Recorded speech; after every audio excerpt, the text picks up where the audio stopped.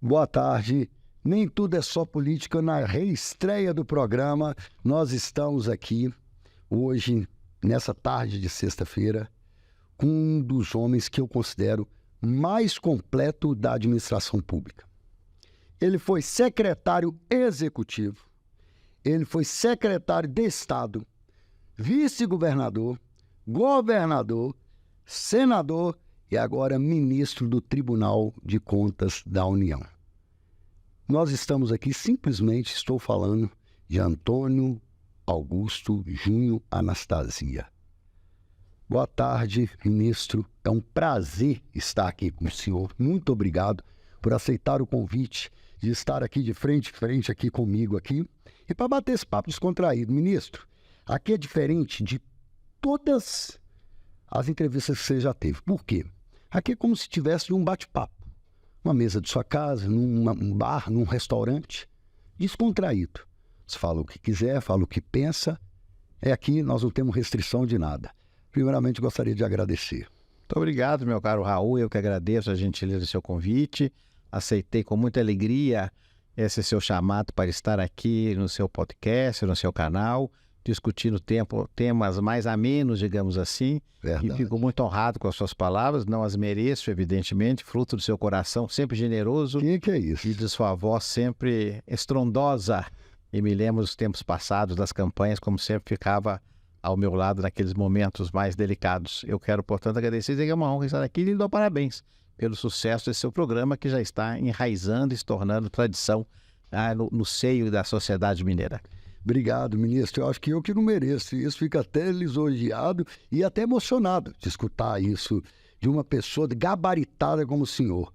O ministro, ele é catedrático, tem cadeiras em vários lugares do estado de Minas Gerais e do Brasil. Uma delas é na João Pinheiro, que ele ocupa a primeira cadeira da João Pinheiro.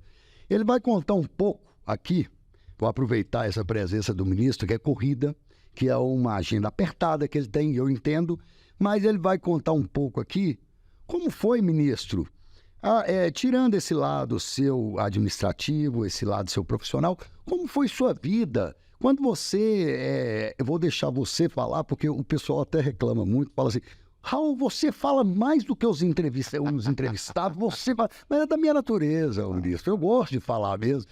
Como foi sua infância? Aonde você nasceu? A sua mãe, falar um pouco da sua mãe Ilka, que era professora, o Dante, seu pai também, que era um professor, correto? Era Comerciante, correto. E aí você contar um pouco da sua história, da sua infância, para a gente escutar e saber desse grande homem, esse grande profissional.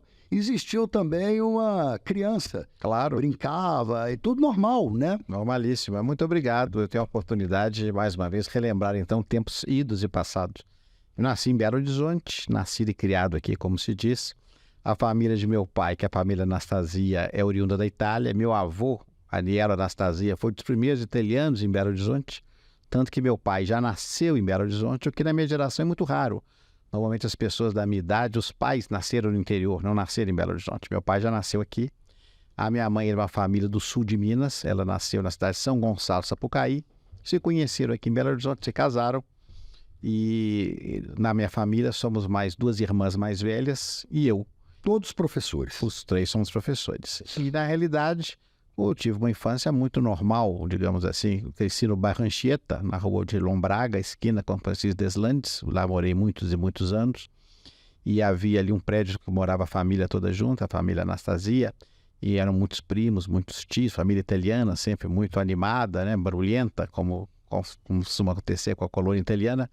E eu era uma criança, sob certo aspecto, mais tranquila. Eu nunca fui muito agitado.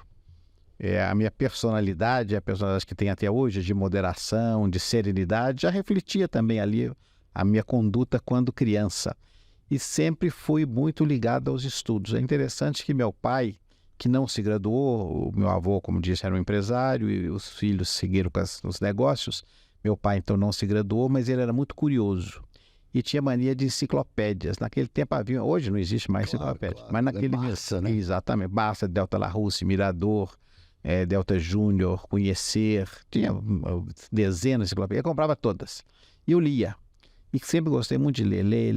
Então, eu era uma criança que tive o hábito da leitura e estimulado pela minha mãe, que era professora, apesar de não exercer, minhas irmãs, que também gostavam. Então, eu cresci num ambiente, assim, intelectualizado, o que me favoreceu, é claro, os estudos. Sempre fui um aluno muito destacado, bom aluno. E, ao mesmo tempo, vamos dizer, canalizava a energia que toda criança tem ao fazer um esporte que, no meu caso, era o hipismo. Eu pratiquei hipismo durante muitos anos na Sociedade Hípica. Naquele tempo era em Contagem, não é? Ainda hoje existe, só que não existe mais como hipismo, só existe o clube. E eu montava, competia, era uma época muito feliz, né? E também era o tempo interessante, algo que naquele tempo nós, na Hípica, os amigos, nós jogávamos War Game. Foi quando surgiu esse jogo, acho que nem sei se existe um jogo chamado War Game. Eu particularmente não conheço esse jogo. É um jogo muito interessante, que é um jogo de dados, mas é um jogo de tática de guerras. Um jogo muito... Tipo um War. É um War Game, esse é War. É War. Quando fala War Game é War, claro, né? War. É porque você falou War Games, eu saio um pouco do ar aqui. É War. Claro, infância. Foi quando eu era criança, surgiu o War Game. E logo depois surgiu outro chamado Diplomacia, que não tinha dados, era mais complexo. Sempre gostei muito disso. Então, assim, passei a infância e a juventude, né? Estudando, fazia inglês, francês, fazia hipismo, estudava, lia, jogava, montava cavalo. E foi, portanto, uma infância tranquila. Claro que tive ali também minhas dificuldades. Quebrei a perna 2 vezes, quebrei costela, porque montar cavalo, saltando obstáculos altos, não é uma coisa sem riscos, né? Não é uma coisa sem riscos. Mas foi uma época de muita tranquilidade, graças a Deus. Sua mãe era muito rígida? Não era rígida, até porque também não precisava ser, porque eu era muito disciplinado, como eu era muito tranquilo, eu nunca fiz artes, como se dizia. Minhas irmãs também não, e a diferença de idade na minha casa é muito grande. A minha irmã mais velha é 11 anos mais velha do que eu, e a outra é 6 anos. Então eu era o filho caçula. Você era a rapa do tacho. A rapa do tacho, o filho caçula, sob certo aspecto mimado, naturalmente. O homem, todo filho mimado, e o único homem. Então era mimado, mas nunca tive severidade, né? Porque nunca precisou. Né? Eu sempre fui muito sossegado. E tem as melhores recordações, né? Você estudou em qual colégio? Eu estudei, naquele tempo chamava-se primário, no colégio 12 de dezembro, na escola 12 de dezembro, que pertencia ao colégio Helena Guerra. Estadual? Era uma escola privada. E depois eu fui para o colégio Pitágoras, que tinha aberto naquele ano que eu entrei na 5ª série. Naquele tempo era a 5ª série do 1º grau. O colégio já pertencia ao Valfrido Mares Guia, que tinha relações de amizade com a minha família, então disse que abria um colégio muito bom, que era um colégio moderno, com outra visão, e eu fui. Na Prudente? Não, era na Rua Timbiras. Timbiras, hoje tem. E a minha turma foi a primeira turma do Pitágoras, da 5ª série até o 3º ano do 2º grau, nós fomos a primeira turma a formar, que se chamou naquela época Geração Pitágoras. O Valfrido sempre é muito orgulhoso daqueles alunos, eu entre eles. E depois fui para a faculdade de Direito. Eu entrei na faculdade com 17 anos, entrei jovem na faculdade. Sempre quis fazer Direito. E aí a vida seguiu. E aí você fez concurso para a Assembleia ou não? Não, na Quando você foi escrever a Constituinte lá? Veja bem, eu fiz Direito. Na faculdade eu também era um aluno muito dedicado, então era muito próximo dos professores, e fui convidado por um dos meus professores naquela época, o professor Vicente Paula Mendes, professor de Direito Administrativo, para ir trabalhar com ele na Fundação João Pinheiro, que é uma fundação do governo, era de natureza privada naquela época. E trabalhei com ele lá alguns anos, quando logo depois veio a Constituinte do Estado. E o relator da Constituição foi designado o deputado Bonifácio Mourão, que era uma pessoa que tinha parentesco com uma grande amiga minha, que estudou comigo como se fosse minha irmã, a doutora Célia Pimenta Pichon. E por sugestão dela, ele me chamou para ser o assessor pessoal dele. Correto. Então eu fui com 26, 27 anos de idade ajudá-lo como relator. Claro que havia ali uma equipe da Assembleia do mais alto nível. Aliás, o corpo técnico da Assembleia, naquela época, e como hoje ainda, é um corpo técnico de grande orgulho para Minas Gerais. E naquela época estava à frente dos trabalhos na Assembleia a então secretária-geral, a professora Maria Tiele Simões Pires, que depois veio a ser minha secretária de Estado da Casa Civil, a pessoa que eu tenho relação de absoluta fraternidade. E eu me integrei naquela situação, então eu não tinha relação formal com a Assembleia. Eu era da Fundação João Pinheiro à disposição da Assembleia, entendi. E logo depois eu fiz o concurso para a Universidade Federal de Minas Gerais, aí sim para ser professor. Então era funcionário da Fundação e professor da universidade, até ser chamado pelo governador Hélio Garcia, com menos de 30 anos, pelo professor Paulo Paiva, para ser o secretário adjunto de Planejamento, E ali começou a carreira da administração. Mas nesse meio tempo, volto a dizer, passou em das indagações de natureza mais pessoal. Continuei com a vida normal, como todos nós. Eu sempre gostei muito da vida social, mas não uma vida assim de badalação, na palavra usada. Nunca. Boate, essas questões. Não, eu não bebo álcool. Boate não, né? Na época, nossa, discoteca. Discoteca. Eu sou bem mais velho que você, mas era discoteca. Mas eu nunca gostei de música alta. Mas eu tinha uma vida social animada, com muitas viagens com os amigos, restaurante. Eu gosto muito de jogar cartas, então tinha um torneio de buraco, de guiriba. Um taurino. O taurino é isso. Taurino é isso. Eu sou taurino, por isso que eu falo com convicção, viu, Zé? Eu sou taurino perto dele. Ele é dia 9, o meu é dia 13, então é convicto isso. E o meu é mais pro seu, porque eu sou taurino no nosso horóscopo, e no horóscopo chinês eu sou boi. Então veja que eu sou bem taurino ao décuplo. Então, e ali, eu continuei tendo uma vida normal, sempre, como eu, quando criança, lia muito, eu sempre tive muita curiosidade como meu pai. Então, sempre gostei de conhecer os lugares. Então, é interessante que as pessoas perguntam assim, onde é que você gosta de viajar? E eu respondo, por exemplo, eu não gosto de ir à praia, porque eu não gosto de ficar deitado no sol. Mas, em compensação, me apraz, me alegra muito eu poder ir num lugar histórico, onde eu sei, eu estudei, que aconteceu alguma coisa. Vou lhe dar um exemplo. Quando eu fui a Troia, hoje na Turquia, a história da Guerra de Troia, lá eu vi 7 Troias, uma em cima da outra. Aquilo me emocionou. Não é? Da mesma forma, quando estive em Roma, Istambul, na China, na Índia, eu já conheço hoje 90 países. Então, os países que eu vou, eu gosto de conhecer a história. Então, é interessante porque isso... Cultura do lugar. Porque isso, vamos dizer assim, satisfaz a minha curiosidade que vem, obviamente, da minha infância e da minha juventude, que eu lia sobre aquilo tudo. E a minha memória era muito boa. Hoje já não é mais, infelizmente, a idade a desgasta um pouco. Mas eu sempre tive uma memória prodigiosa. E essa memória sempre me incentivou e estimulou a procurar esse tipo de lazer, digamos assim. E como é que você mescla esse profissional, que você é uma pessoa profissional, bem-sucedido, e essa pessoa tão simples que o senhor é? Tem como mesclar isso? Porque, geralmente, quando a pessoa ela é muito culta, vamos dizer assim, até você me corrija se eu estiver errado, porque eu falo muito errado, sabe, o ministro, mas é o meu jeito de comunicar. Todos entendem, mas eu não tenho um português assim falar, português é exemplar, não. Longe de ter o português exemplar. Como que você... Porque geralmente quando essas pessoas são muito cultas, a cultura, rodar vários países como você rodou, essas pessoas se sentem mais colocadas acima das outras. E você não, você sempre foi muito tranquilo.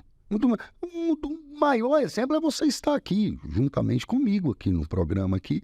Como é que você mescla isso? Isso foi ensinado na infância ou você aprendeu ao ser um observador, que é uma característica também nossa também, ou ser um observador e observar que essa vaidade que geralmente as pessoas têm por a cultura trazer isso, não a cultura, mas sim não levar a nada. Veja bem, meu caro Raul, eu acho que é um conjunto de circunstâncias. O nosso temperamento, a nossa personalidade, eu acho, não sou especialista nisso, mas é formado por diversos fatores. Há um fator genético, há um fator de convívio familiar, há um fator, como você diz, de observação, há um fator da experiência da vida. E eu sempre achei que todas essas questões são muito passageiras, não é? Como você falou, eu já fui governador do estado, tenho funções, mas tudo isso é passageiro, não é? Então você sabe que você não pode vestir aquela camisa que é provisória e achar que é para sempre. Eu vejo muitas pessoas que sofrem por causa disso. Graças a Deus, nunca sofri, porque sei que tudo aquilo é uma circunstância. A vida é uma roda gigante. Ora está em cima, ora está embaixo. É a coisa mais natural do mundo. Então, se você fica muito afetado com essas coisas, fica muito antipático, o que vai acontecer? Você vai só angariar mais energia negativa, mais antipatia. Por isso, eu sempre tentei ser o mais bem-humorado possível. Me considero uma pessoa bem-humorada, uma pessoa tranquila, que gosta de rir, que gosta de falar sobre... Não tanto quanto você, evidentemente. Não, eu falo muito mais. Eu falo um pouco também, mas gosto de ouvir, gosto muito de conversar, não é? Então, acho que isso essa seriedade. Eu sou uma pessoa, me considero sereno, não é? Eu nunca elevei a voz contra ninguém, mesmo exercendo cargos importantes, nunca xinguei uma pessoa, nunca humilhei ninguém, graças a Deus, e nunca fiz mal também a ninguém. Sempre procurei ajudar, nem sempre consigo, mas sempre que me esforço nesse sentido, acho que isso me vamos dizer assim, me satisfaz a minha personalidade. Cada um tem o seu estilo, eu respeito as demais. E a vaidade é humana, tenho também, todos temos. Mas temos que saber dosá-la, porque do contrário ela se torna doentia.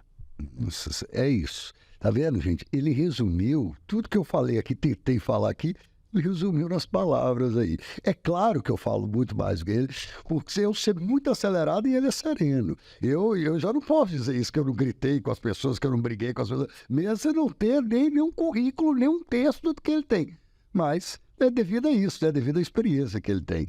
Ô ministro, o termo ministro que eu estou usando aqui toda hora, eu gostaria que você explicasse um pouco, aí já é até para o meu telespectador e para a sociedade também, porque na rua eu escuto, sabe, ministro? TCU, Tribunal de Contas da União.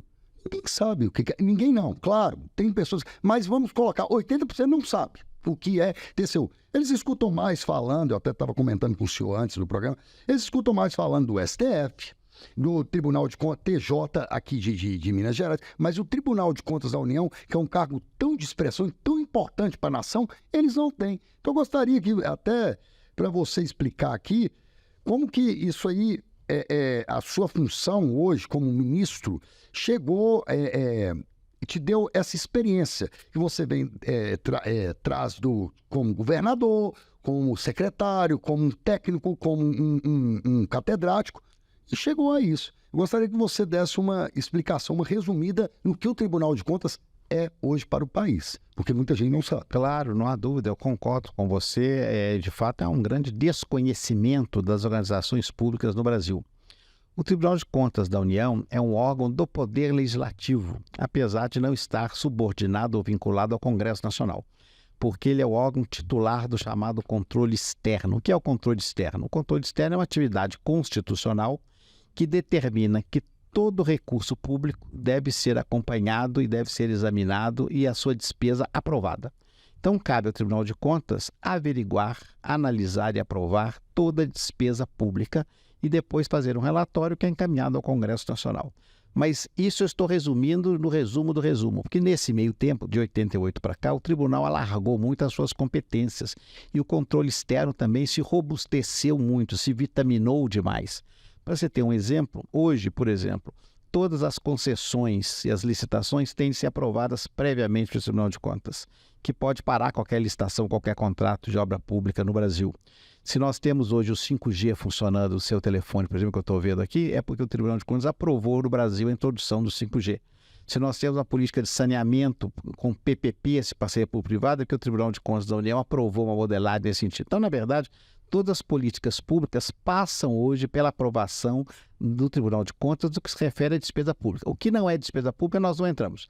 Então, se é uma briga, por exemplo, entre a Volkswagen e a Ford, não tem nada a ver com o tribunal. Agora, se porventura a Volkswagen recebe um recurso do governo para alguma coisa, o tribunal tem competência para averiguar se aquele dinheiro foi aplicado conforme determina a lei. Então, o tribunal é composto de 9 ministros, de acordo com a Constituição, e esses 9 ministros são vitalícios, ou seja, servem o resto, enquanto até a aposentadoria compulsória, hoje aos 75 anos, com todos os direitos da magistratura e deveres também. E esses 9 ministros, 3 são indicados pela Câmara dos Deputados, 3 pelo Senado Federal e 3 pelo presidente, sendo que dentre os 3 do presidente, 1 entre os procuradores do tribunal, 1 dentre os ministros auditores do tribunal, que são concursados, e 1 de livre escolha do senhor presidente da República. E eu sou um dos 3 indicados pelo Senado. E eu acho que você colocou, e eu tenho essa felicidade, que eu acabo que resumi sobre certo aspecto um conjunto de experiências para o tribunal. Porque como eu sou professor de Direito Administrativo, que por natureza é o objeto do Tribunal de Contas, tive a oportunidade no Executivo, em várias funções do governo federal e no Estado, inclusive governador. Tive a experiência do Legislativo, 8 anos como senador da República, autor de várias leis que dispõem sobre o tema. Então essa minha já larga experiência, eu já infelizmente já não sou jovem, ao contrário, legalmente já sou idoso, então na realidade essa minha experiência me ajuda muito a cumprir a minha missão no tribunal junto com meus colegas. E temos lá um ambiente muito bom, muito propício entre os 9 ministros e realizamos hoje um trabalho muito reconhecido no Brasil. Aliás, essa semana eu estive fazendo uma palestra na Federação das Indústrias do Estado de São Paulo, cujo presidente é um grande mineiro, o Josué Gomes da Silva, filho do saudoso vice-presidente Zé Alencar. E lá nós falávamos isso, como que o tribunal nos últimos 2 anos evoluiu muito em termos de deixar um pouco aquela questão mais formal que tinha no passado para ser uma posição mais proativa de identificar a necessidade de resultados, identificar os problemas e ajudar o Poder Executivo nos resultados. Por exemplo, ajudamos a reforma tributária com os nossos dados, com os nossos indicadores, que foi aprovada e votada pelo Congresso. Ótimo, excelente. Agora, deixa eu te perguntar uma pergunta também, talvez é uma dúvida aí do povo aí da rua. Vamos dizer o seguinte, você acha que a má administração do recurso público, você acha que ela é tão grave como a corrupção do país? Não há dúvida com relação à despesa, porque o que acontece no Brasil hoje, que nós temos um problema grave que é a chamada qualidade do gasto. O país tem recursos, não há dúvida que tem, nós somos uma das maiores economias do mundo, mas gastamos mal. E gastamos mal, infelizmente, de uma maneira dolosa quando há crime, você citou corrupção, que deve ser punido na forma da lei, com a prisão e a punição das pessoas que cometem esses atos, mas que não é a maioria. A maioria, de fato, é o desperdício, é a má gestão, é a forma, assim, pouco profissional da administração funcionar. Infelizmente, isso ocorre muito. E nós não temos no Brasil uma cultura da boa gestão, nós não estamos ainda consolidados, sedimentados nesse aspecto.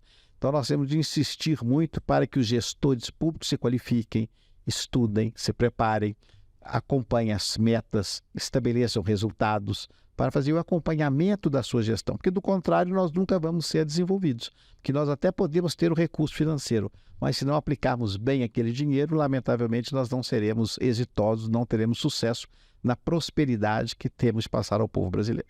Excelente. Agora, voltando à vida mais pessoal do senhor, atleticano, conselheiro do Galo, benemérito, qual que foi essa paixão, como começou essa paixão do Atlético na sua vida? Pela influência de meu pai, normalmente é isso mesmo, né? Agora é uma questão muito curiosa, Raul, porque como eu mencionei há pouco, meu pai é filho de um italiano.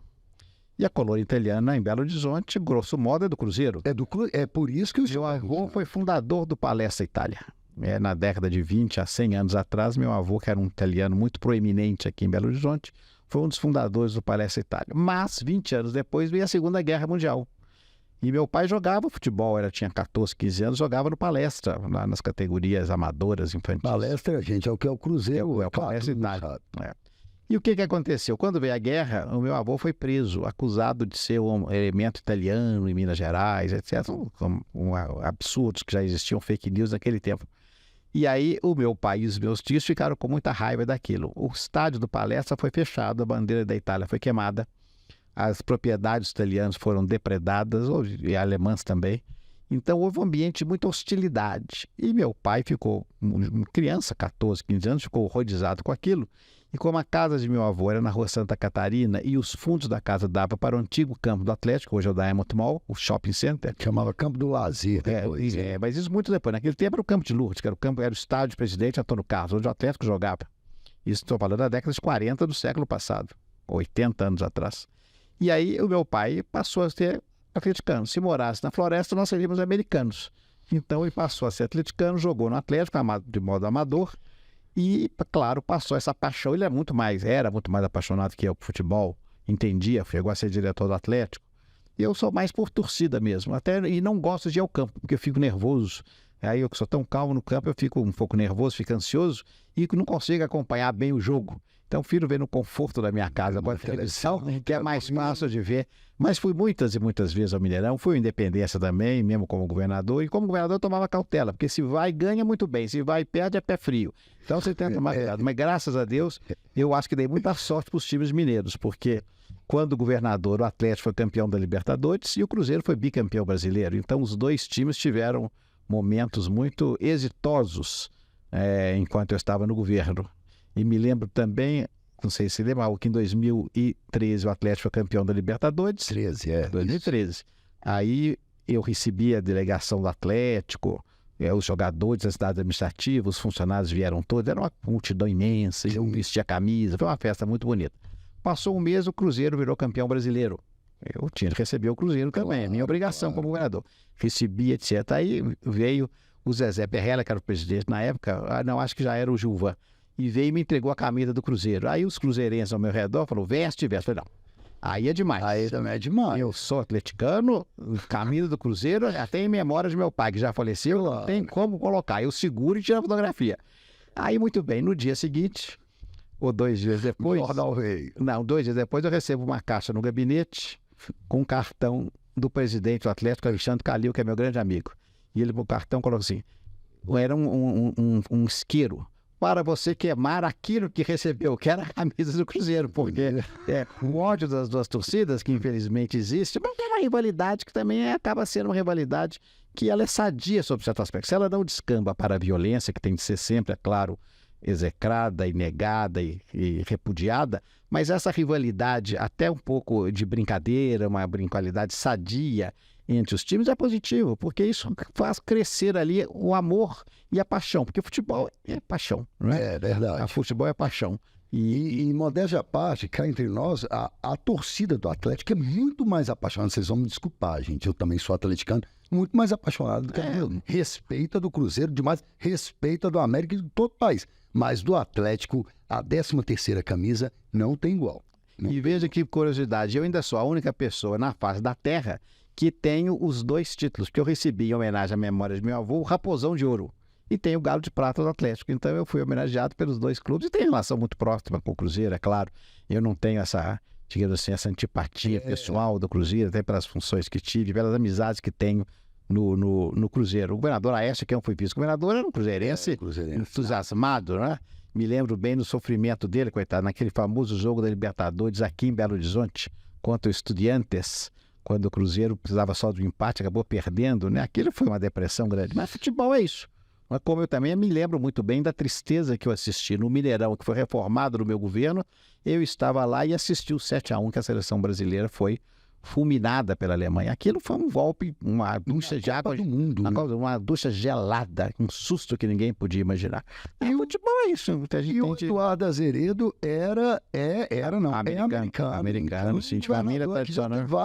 Várias categorias de governadores aqui, ó. Teve o atleticano, teve o americano e teve o cruzeirense. Claro. Agora, deixa eu te perguntar uma coisa, que eu tenho curiosidade, o ministro.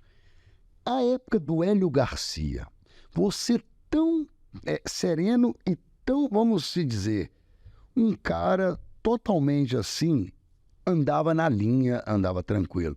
E o Hélio Garcia já era mais farrista, vamos se dizer assim.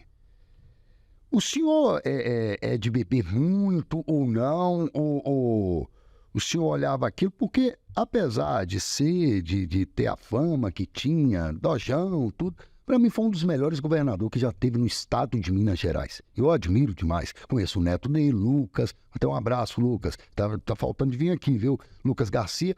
Enfim, é um dos caras que eu admiro, que eu espero. E você foi um menino de ouro dele. Menino, que ele chamava todo mundo de menino.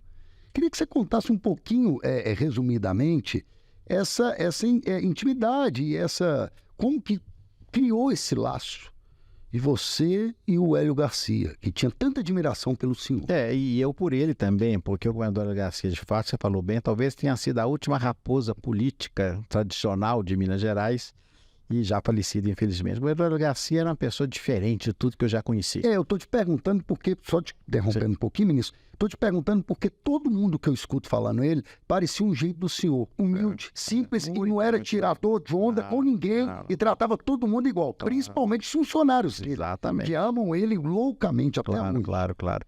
E o governador era uma pessoa diferenciada porque ele tinha uma característica. Ele confiava muito nos seus secretários. Então, o dia a dia da administração, que não é comum, ele de fato delegava, cobrava, acompanhava, mas ele deixava, tinha um secretário da Casa Civil de Governo, naquela época, o doutor Evandro de Pardo Abreu, que tocava o dia a dia do governo. E cada qual na sua pasta, o professor Paulo Paiva, eu também ajudava, o Alfredo, o Roberto Brandt, secretário da Fazenda, havia um núcleo duro, o doutor Kilder, procurador-geral, que acompanhava ali o dia a dia da administração.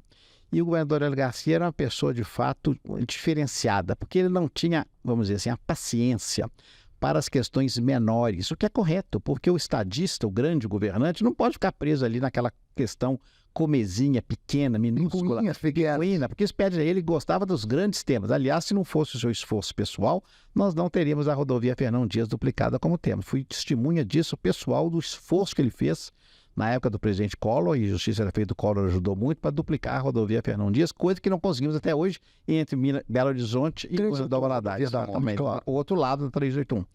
Então, o governador Garcia era um homem que se preocupava com os grandes temas.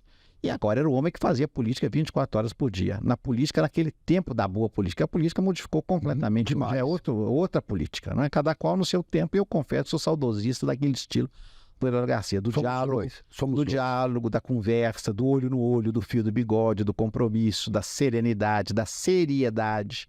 Então, o governador Hélio foi um líder político fundamental e foi decisivo para a eleição do Tancredo Neves aqui, como governador em 1982 e depois como presidente em 85. Então ele foi um fator muito importante nessas eleições e teve uma postura muito digna.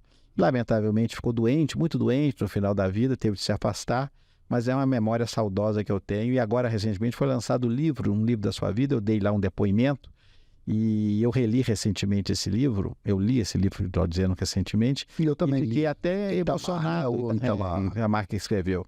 E fiquei até emocionado com as histórias, relembrando os fatos e ver a bondade dele. São pessoas que não existem mais, né? Não existe mais, num mundo tão conturbado que vivemos, né? Eu costumo dizer, o ministro, que a tecnologia ela está acelerando demais e está trazendo uma depressão e uma ansiedade muito grande para a sociedade. E mais, os que estão longe aproxima e os que estão do seu lado cai fora. Você nem vê. Eu chego num bar assim, vejo todo mundo no celular, ninguém nem olha igual você falou agora, importante aí, no olho. Ninguém tem mais isso não, viu? Se não tiver registro, não tiver assinatura e várias assinaturas, ninguém troca nenhuma conversa com você e nenhuma confiabilidade. Ele ficou muito superficial. Nós temos um quadro aqui, o ministro, para já chegando no final da nossa entrevista, nós temos um quadro aqui, mas antes eu vou falar aqui dos meus patrocinadores, porque senão você já viu, né? Claro. O programa aqui, ó. Oferecimento, gente, ó. Gostaria de agradecer o IBGP, Instituto Brasileiro de Gestão de Pesquisa, que vem me ajudando. O Quintal, Campanhas Criativas, que me ajudou muito. E o Determinante. Quem faz, passa no Enem, viu? Determinante, o cursinho Determinante. E agora, colégio também. Determinante, muito obrigado pela força, o cursinho aí. Senador não, né? Ministro, né? Você já foi senador? Porque você já foi tanta coisa, o professor, que a gente fica até... você. Que chama. Você. Ministro, senador, professor, governador, secretário, tudo. Agora, uma coisa que eu queria te perguntar, antes de entrar na rapidinha, nós temos um quadro aqui, que é rapidinho. Aqui. Essas são perigosas? Pode com uma palavra só, ou uma frase. Eu gostaria de perguntar antes, para o senhor, pela admiração que eu tenho pelo senhor e pelo convívio bom, o senhor sempre me colocou, me posicionou, tá vendo? A palavra, depois que eu tive por vídeo, o ministro, some as palavras da minha cabeça. Vamos lá. Você que é um cara jovem, tá falando aí que já é idoso, não tem nada de idoso, você tá muito bem, aparentemente, com todo respeito, tá muito bem. Você, ministro, tem algum sonho na sua vida hoje, claro, nos anos passados não vou, mas hoje, que você não realizou ainda, e que se quiser falar, claro, se não quiser falar, fala assim, Raul, eu não quero tocar nesse assunto, tenho sonhos, mas não cabe aqui. Não, claro que cabe. Um sonho Veja que você bem, não realizou ainda. Me permite uma resposta em duas esferas. Claro. Eu sempre defendi, eu tenho 40 anos de trajetória no serviço público. 4 décadas, ocupei várias funções, acho que estou reconhecido, fiz muita coisa. Mas eu sou um pouco frustrado porque até hoje eu não vi o Brasil criar um organismo, um instituto, um locus, como eu chamo, institucional, para estudar a administração pública ao nível nacional. Então isso é uma certa, vamos dizer assim, algo que eu queria participar. Deus me permita, ainda em vida, eu acompanhar a criação dessa instituição, como tivemos no passado chamado DASP, há muitos anos atrás. Então o Brasil precisa disso. Como você falou, falamos aqui na nossa discussão, a má qualidade do gasto, o desperdício de recursos, a falta de qualificação. Então é necessário ter um organismo que estude isso. Da mesma forma que tem o Itamaraty, que cuida da diplomacia, tem a Receita Federal, que cuida da Receita, o Banco Central da Moeda, tem de ter um organismo que cuide da administração pública do Brasil. Então, digamos assim, isso é um sonho de natureza profissional, de um ideal, uma questão ideológica. Agora, eu tenho também muitas vontades pessoais, que se resumem muito em questões de conhecer, como eu lhe falei. Então, por exemplo, eu tenho uma vontade muito grande de fazer uma bela viagem, que Deus me permite, ainda farei, a guerra atual impede, que é fazer a viagem chamada Transiberiana, de Moscou a Pequim de trem. É uma viagem muito bonita que existe, claro que nesse momento não é feita em razão da guerra na Ucrânia, mas que no futuro, quem sabe, Deus me permitirá fazer. Então eu tenho essas vontades e espero conseguir fazê-las. Se Deus quiser, o ministro. Deixa eu falar uma coisa para o senhor. O ministro, ele é um pioneiro da administração pública. É um dos homens mais catedráticos que temos na administração pública em nosso país.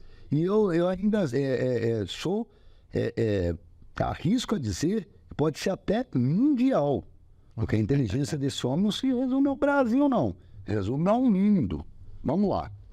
Vamos lá rapidinho, então, agora, viu, ministro? Que eu sei dos seus compromissos. Não houve caditamente de pegar aqui, não. Que seria um prazer, tá? Ficar com você a tarde inteira aqui. É sempre um grande aprendizado. Sempre uma excelente aula estar com o senhor. Obrigado.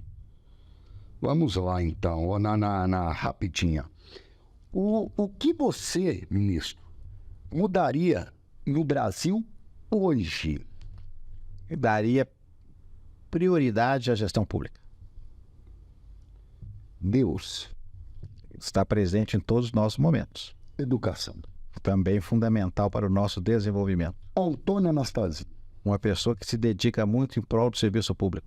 E para finalizar, tá vendo? Com esse clima assim, não tem nada de rapidinho, é rapidinho mesmo. E para finalizar, por que o senhor aceitou o convite de estar aqui ao meu programa hoje? Em respeito a você, a sua trajetória, a sua dedicação, nossa amizade, sei da importância do seu programa, e é muito importante nós todos que exercemos ainda, ou já exercemos no passado, funções públicas, as pessoas perceberem que somos humanos, somos gente como todos os outros, não é?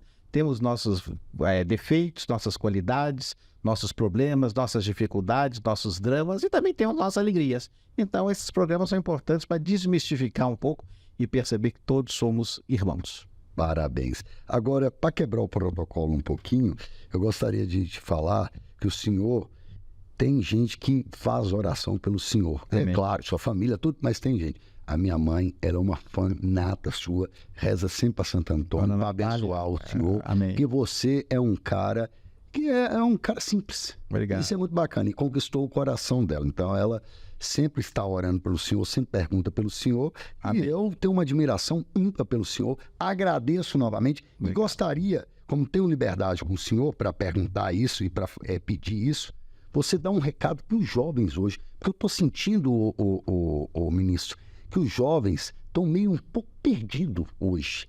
Um pouco, essa geração de hoje, ela está um pouco meio desligada do cotidiano do mundo atual. Porque na nossa época, era uma geração mais agitada, mais preocupada com o futuro.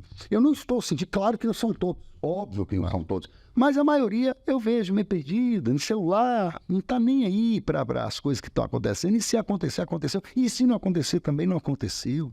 Então, gostaria que você, como um homem catedrático, como um homem, um professor, já ensinou tantos alunos nessa vida, já fez tantos artigos, tudo, passasse um resumo aí para essa geração de hoje. Já que eu posso recomendar ou aconselhar, se posso usar tanto, como professor que fui, que sou e que serei sempre, é recomendar que as pessoas leiam, porque a literatura é a forma mais adequada de aprendizado.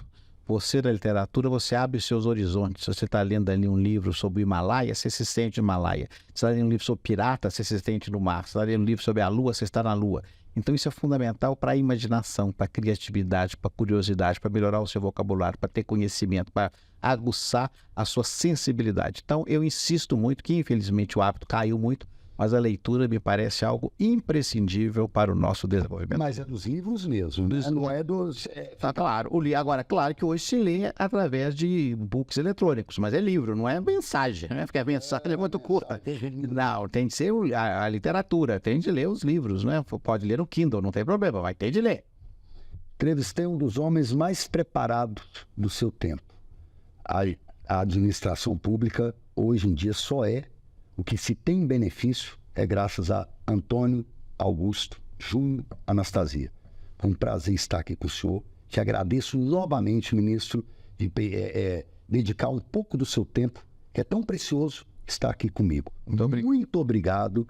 Beijo no seu coração. Que Santo Antônio sempre te dê a bênção. Que eu sei que você é católico também. Claro. E que sempre te abençoe. Que você continue sendo essa pessoa especial que você é. Muito obrigado, Raul. E devoto de Santo Antônio. Eu agradeço muito, agradeço a senhora e a sua mãe, dona Natália, pelas orações e parabéns pelo programa. Estou sempre às ordens. Obrigado.